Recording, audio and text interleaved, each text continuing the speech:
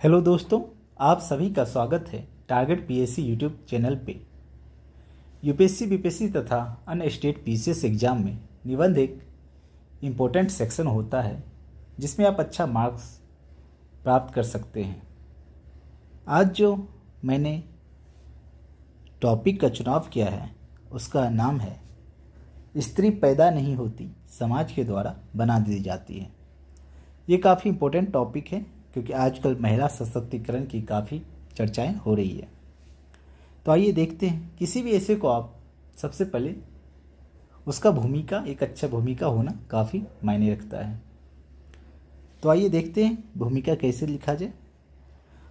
तो आपको मालूम होगा ये जो कथन है स्त्री पैदा नहीं होती, समाज के द्वारा बना दी जाती है, यह प्रसिद्ध नारीवादी विचारक सिमोन द beauvoir का कथन है।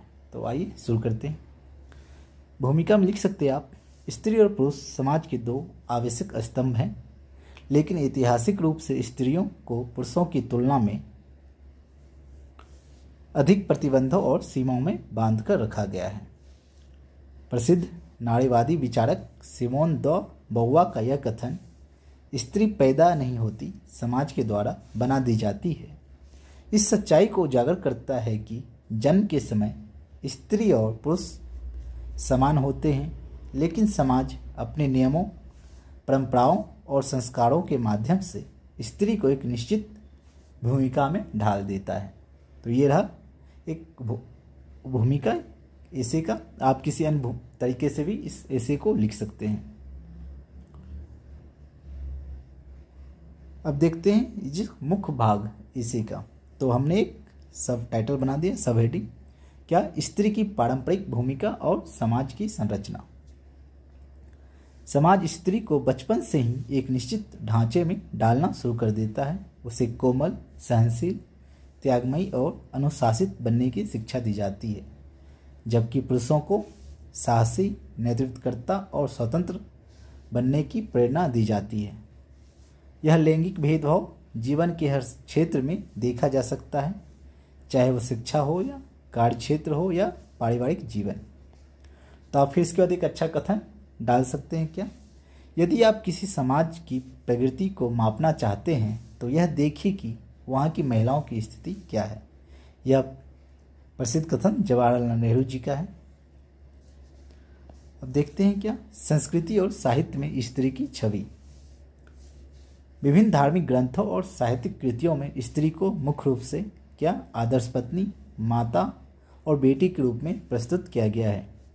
रामायण में सीता को त्याग और समर्पण की मूर्ति के रूप में दर्शाया गया है, जबकि महाभारत में द्रौपदी को एक चुनौतीपूर्ण सामाजिक स्थिति में डाला गया है। ये कुछ प्राचीन काल के आप कुछ एग्जाम्पल को कोट कर सकते हैं।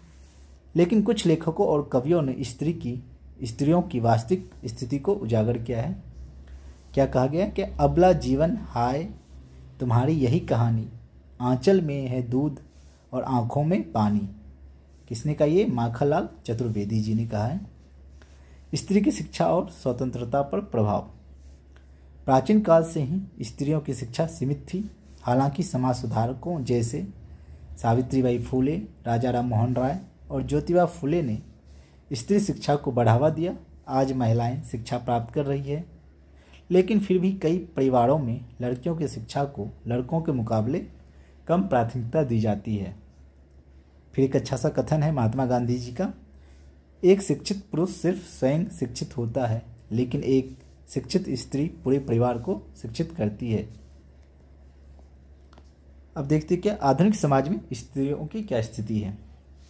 आज महिलाएं हर क्षेत्र में सफलता प्राप्त कर रही है। कल्पना चावला, मेरी कॉम, किरण बेदी, इंदिरा गांधी जैसी महिलाओं ने समाज की उन रूढ़ियों को तोड़ा है जो स्त्रियों को सीमित करने का प्रयास करती थी। लेकिन इसके बावजूद स्त्रियों को कई चुनौतियों का सामना करना पड़ता है, जैसे कार्यस्थल पर भेदभाव, लैंगिक असमानता, घरेलू हिंसा, सुरक्षा के मुद्दे। कोई भी देश तब तक प्रगति नहीं कर सकता जब तक उनकी महिलाएं कंधे से कंधे मिलाकर आगे ना बढ़े।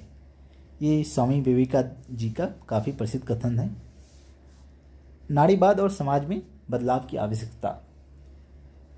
नारीवाद ने इस धारणा को चुनौती दी कि स्त्रियों की भूमिका जन्मजात होती है। यह सिद्धांत दर्शाता है कि लैंगिक भेदभाव सामाजिक संरचना का परिणाम है।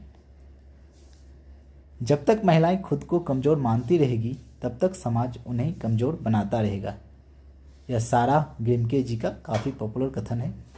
समाज को निम्नलिखित सुधारों पर कार्य करना चाहिए। क्या क्या? लैंगिक समानता की शिक्षा, रूढ़ियों का विरोध और महिलाओं के अधिकारों की रक्षा, आर्थिक स्वतंत्रता और स्वराज को बढ़ाना, कठोर कानूनी सुधार और सुरक्षा नीतियाँ। अब हम लोग निष्कर्ष देखते हैं। निष्कर्ष आप सिमोन द बोवेल का कथन से ही शुरू लिख सकते हैं। क्या? सिमोन द बोवेल का यह कथन समाज की वास्तविकता को उजागर करता है कि स्त्री पैदा नहीं होती, समाज के द्वारा बना दी जाती है। यह समाज ही है जो स्त्री की भूमिका को सीमित करता है। लेकिन अब समय आ गया है इस सोच को बदला जाए। यदि समाज सच में उन्नति करना चाहता है तो उसे स्त्रियों को समान अवसर और स्वतंत्रता देनी होगी। आप एक अच्छा कथन के साथ निबंध को समाप्त कर सकते हैं। यदि आप तेजी से आगे बढ़ना चाहते हैं तो अकेले चलें, लेकिन यदि आप दूर तक जाना चाहते हैं तो महिलाओं को साथ लेकर चलें। नेल्सन मंडेला जी का काफ़ी प्रसिद्ध कथन है। तो इस तरह से कि आप अच्छा निबंध लिख सकते हैं। आशा करता हूँ आपको ये वीडियो काफ़ी पसंद आया होगा। अगर आपको ये वीडियो अच्छा लगा हो तो लाइक, कमेंट और सब्सक्राइब कर दें। मिलते हैं किसी नए वीडियो में। तब तक के लिए धन्यवाद। जय हिंद।